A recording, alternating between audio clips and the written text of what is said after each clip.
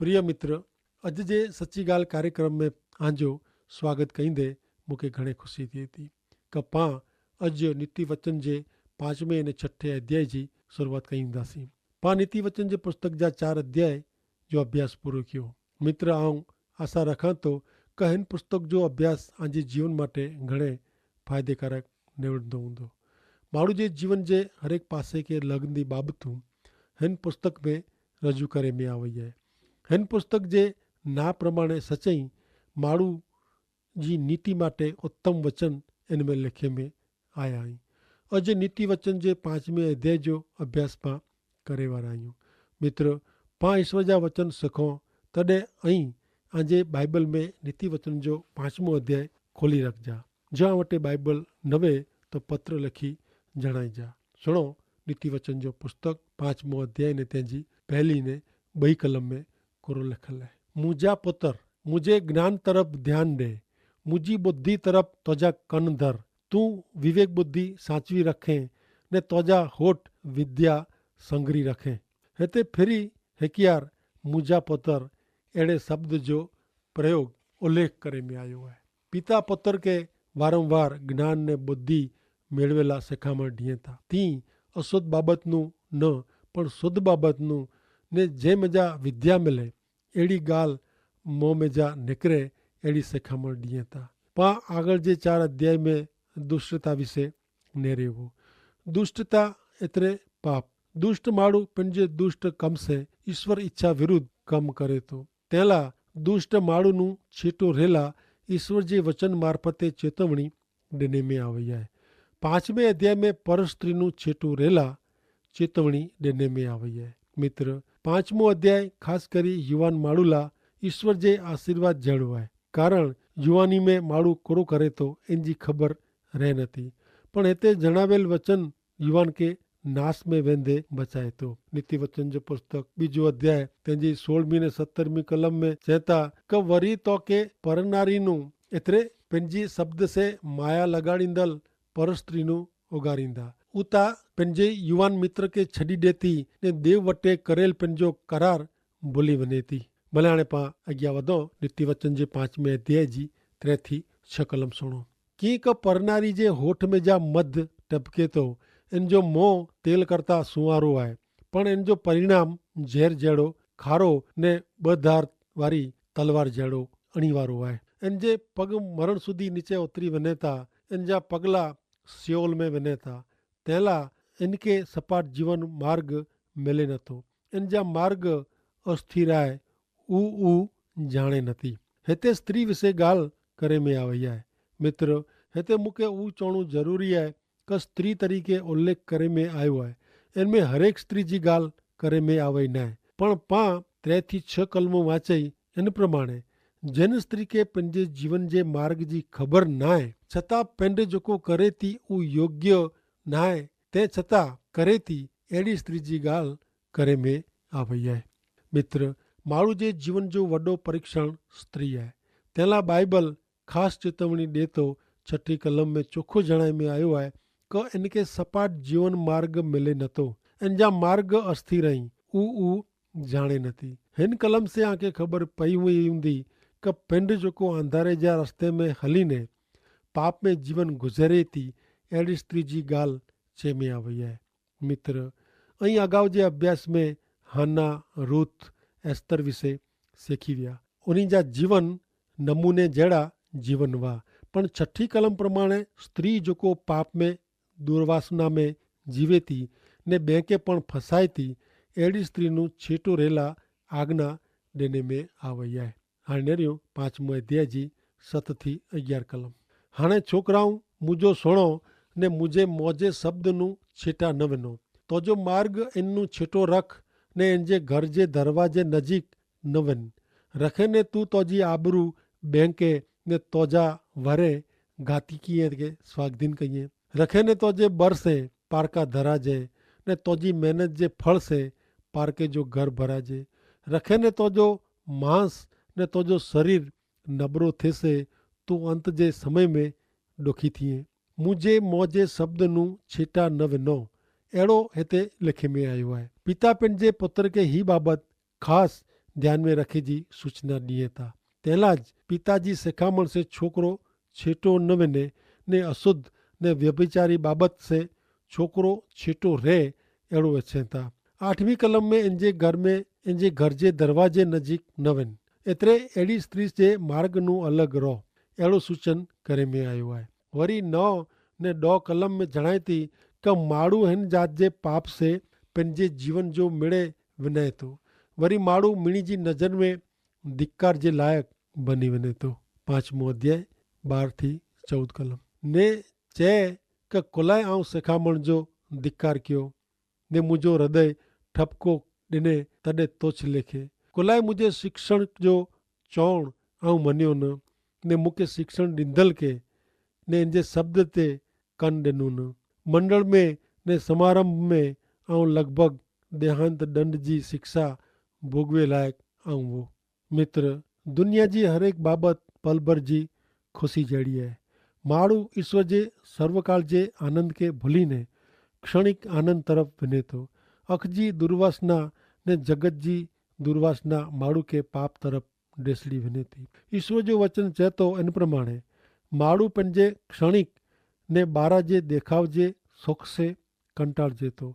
इनमें जा ॿारहं निकिरे जो प्रयत्न करे थो, पण अंत समय में माण्हू पंहिंजे कम से ॾुखी थिए थो, तॾहिं इनके पछतावो थिए थो।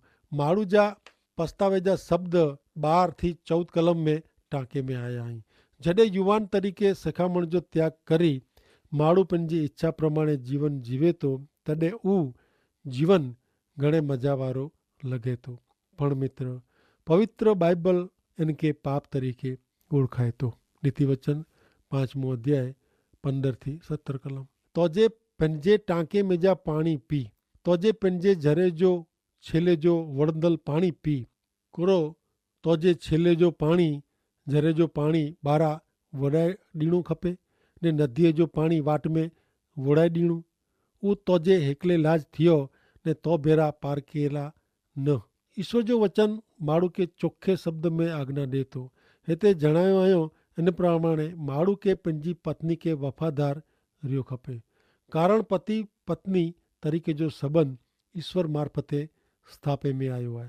तंहिंला जो पां अगाऊ नेरी विया इन प्रमाणे ईश्वर माण्हू खे पंहिंजी पत्नी सिवाय पर स्त्रीનું छेटो रेजो चयो हुयो, कारण इनसे लग्न जी पवित्रता ने गंभीरता सचवाजे थी।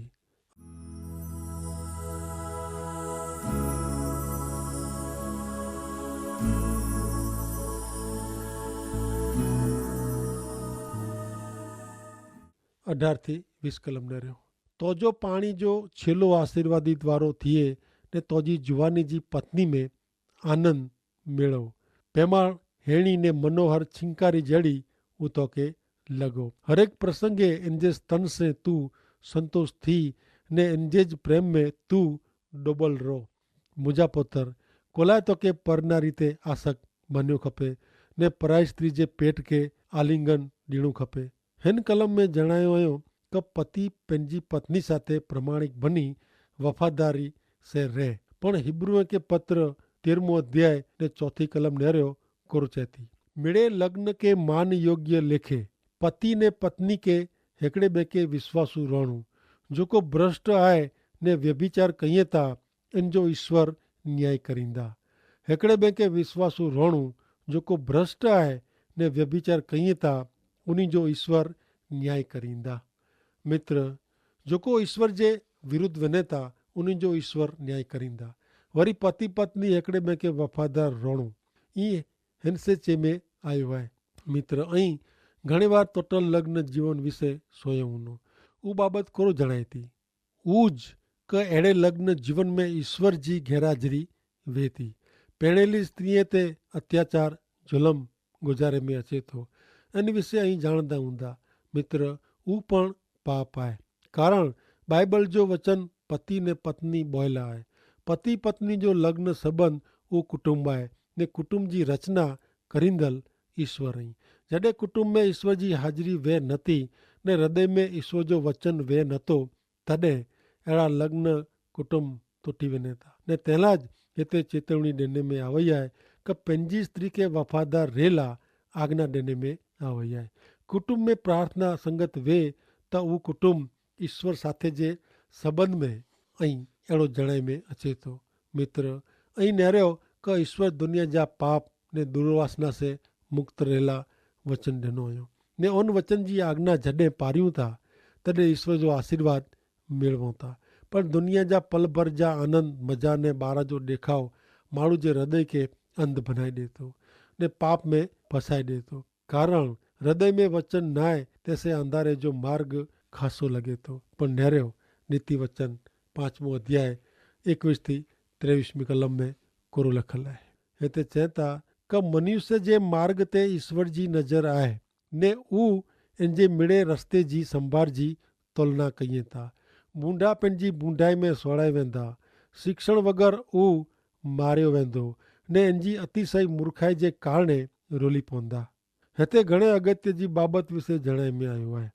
मित्र आंखे कदाच मन में सवाल थिए कि अं जेको करियो था उहो कोई जाणे नथा।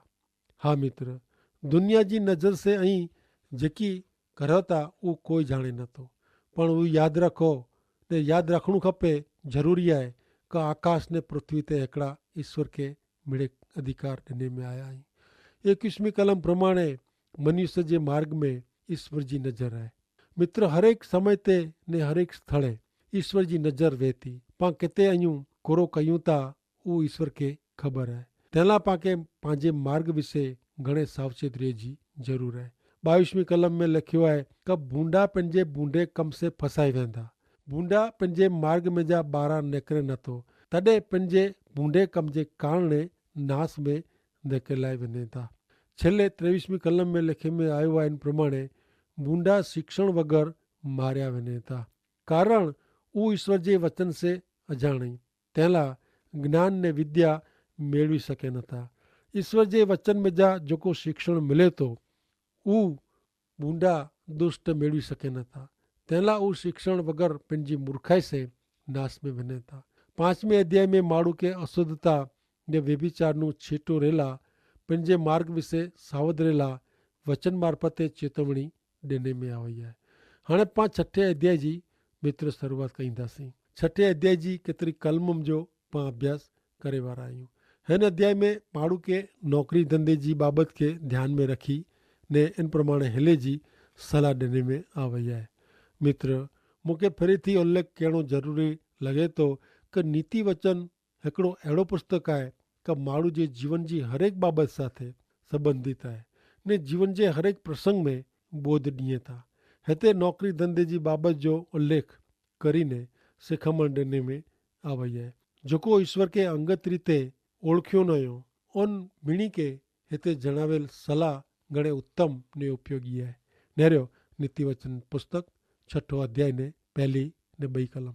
मुंहिंजा पुत्र जब तू तुझे पड़ोसी जे जामीन थियो ई जब तू पारकेला कॉल ॾिने आहे त तू तुझे मौजे वचन से फसायो ई तू तुझे मौजे शब्द से सोड़ी में आयो ई।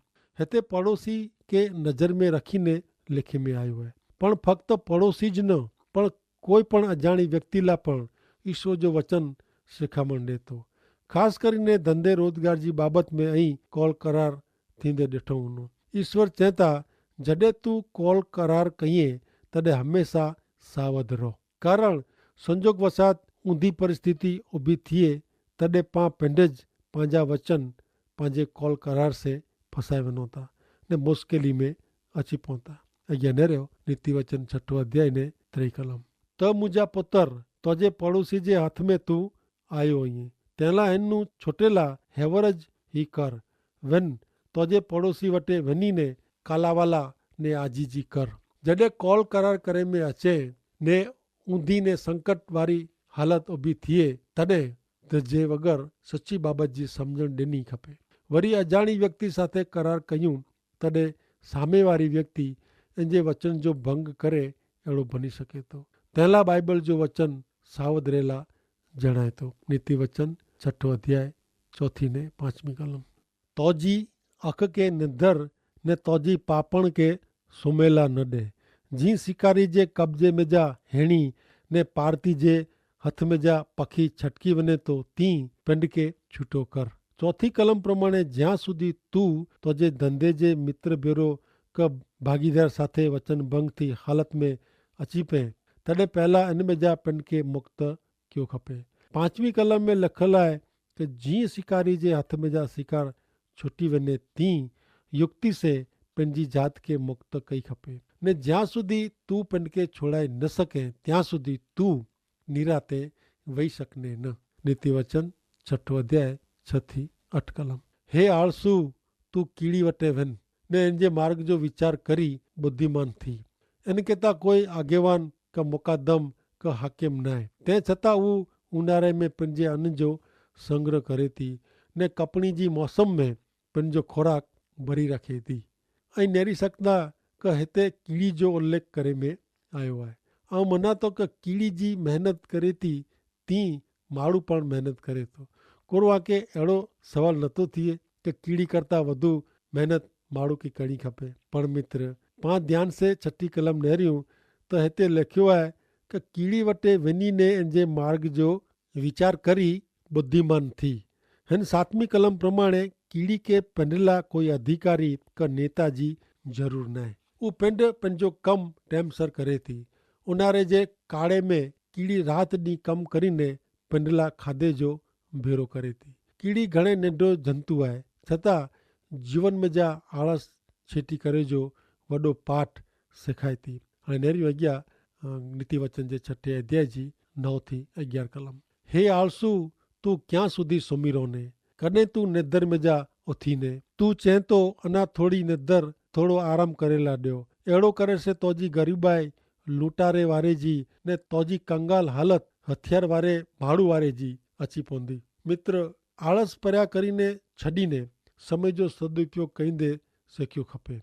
एफएसी के पत्र 5 अध्याय 16 ने 17वीं कलम जणाए थी क आंके मिले थी उन मिड़े तकजो ऐं सदुपयोग करियो कारण ही ॾींहुं ख़राब आई तेला मूर्ख न रहो पण आला प्रभु जी कहिड़ी इच्छा आहे उहो जाणी गिनो। मित्र ऐं अॼु समय जो कहिड़ो उपयोग करियो था। जॾहिं पाण ईश्वर जा वचन जो अभ्यास कयूं था तॾहिं ही चवणो घणे ज़रूरी आहे। कोरो ऐं आजो समय नौकरी क धंधे रोज़गार में गारियो था घर कम में समय जो उपयोग करियो था कम मौज मजा में वितायो था। मित्र रोज़ जे जीवन जे कम दरमियान ईश्वर जी संगत में समय गाणु घणे ज़रूरी आहे। ईश्वर जा वचन वाचणा घणे ज़रूरी आहे। ईश्वर जे वचन के वाचीने इन ते मनन करणु घणे ज़रूरी आहे।